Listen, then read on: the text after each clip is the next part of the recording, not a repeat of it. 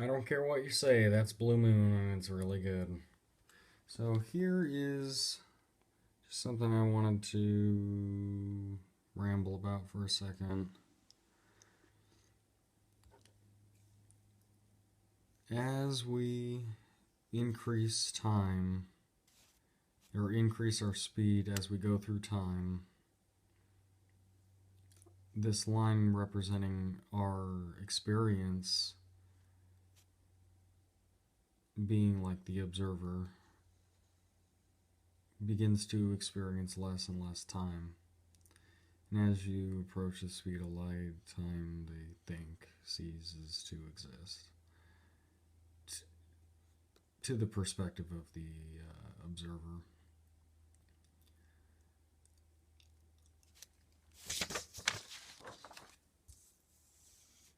Here's a brainwave thing, kind of chart, really crappy, that I made. So here's all of our brainwaves. Beta is what we normally stay in, that's why there's this huge gap right here. As you get relaxed, you have alpha, more relaxed, theta, sleeping, delta, epsilon waves, really, really deep sleep, but even I'm not even sure that we reach epsilon without meditation. There's just not enough known on it. But we can also meditate and get into gamma, hypergamma, and the theorized lambda waves through meditation. And these typically are for meditation or critical thinking or like high stress situations. But typically, we're running kind of all of them. We're relaxed, but we're thinking sometimes and things like that. But this chart's strictly talking about meditation in particular. I'm really tired, by the way, so I'm sorry if I'm talking kind of dumb or something. But I don't know. Just kind of thinking about time and how, as you meditate and you go through time,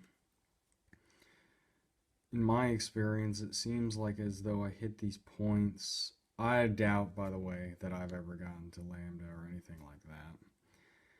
But I've gotten to these interesting points in my meditations where I feel like it goes, like it's like almost like a pop, and I like pop into a new zone. And people who talk about astral projection say the exact same thing, and I have a feeling that lambda waves have something to do with the astral projection, but or maybe epsilon. But it's interesting because if you think about time in relation to our own awareness of time, I'm kind of doing a theory thing here, so just bear with the super non-scientificness of it, but it's pseudoscience, I guess. Like that has any credibility, but I think it's interesting because as you meditate, you go through time, and it seems as though time slows down for you as the observer when you meditate, but you experience more. You experience more in less and less amount of time. And I was thinking, like, maybe it's almost like you pop in it, like, when you get to those states, and it's like you get to a time too, in which case you can go into different directions, and in which case there is no brainwave thing for this axis, but it's like the lucidity of the experience, how aware you are, because that can change and pop you back down into other awarenesses, in which case you're not in that timeline anymore. And then there's also just dead. And as time passes, you die. And then there's time 3, in which you go in through a portal and you have a constant lucidity experience. And that's its own thing. But I don't know. I was just thinking about Cern and how they're trying to hit or speed up particles at the speed of light, or almost to the speed of light. They're not at the speed of light, but almost at the speed of light. and crash into each other. In which case, I'm almost wondering, does the speed, could you think, increase at the moment of collision just because, I don't know, collision having some sort of speed change? Maybe that makes no sense at all. I don't know. Either way, they're colliding with each other, supposedly colliding. I mean, really, you take a atom and you take another atom, and this one's like spinning around this one basically at the speed of light. Or maybe it's not even spinning, for all we know. We've never really been able to see that shit. People talk about this thing is actually here at the same time as this, and they just pop in and out of existence on little grid lines. Maybe those fucking the grid things.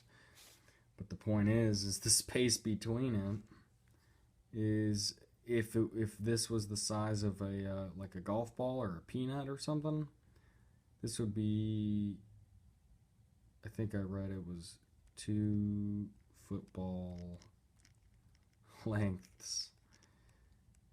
So there's just like a whole bunch of who knows what here. Dark matter, dark energy. You know, some type of magnetism could probably keep it that way, because if you think about it, the way that planets orbit and stuff, we stay the same distance away from the sun, and the moon stays the same distance away from us. And I look up Kesh and stuff from the Kesha Foundation, and he thinks that there's 2 magnetic poles and a push at the same time towards each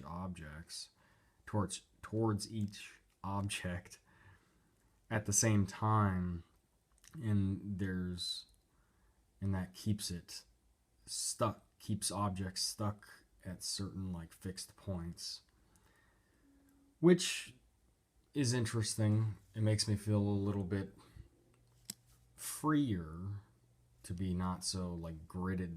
Everything's a grid, everything's a grid, everything's a grid. I get kind of like about it. I understand that there's geometry and things like that, but I'm not convinced personally on just everything's a grid and type of thing. I understand. I'm not gonna go too far into this, but I just wanted to throw that out. Oh yeah, and Cern is what I was even trying to even talk about. What the fuck was I even saying about Cern anymore? Oh, well, just how, yeah, so they're speeding up things at the speed of light, and I think what they're trying to do is see what happens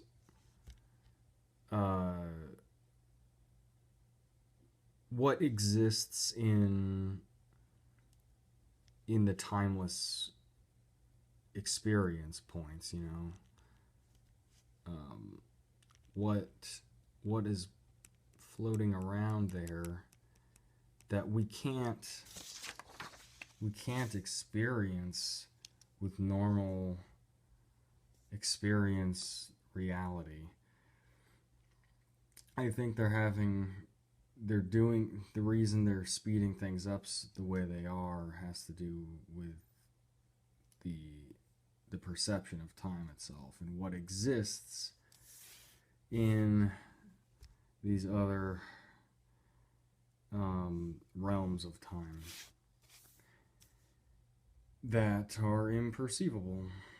Anyways, this video sucked.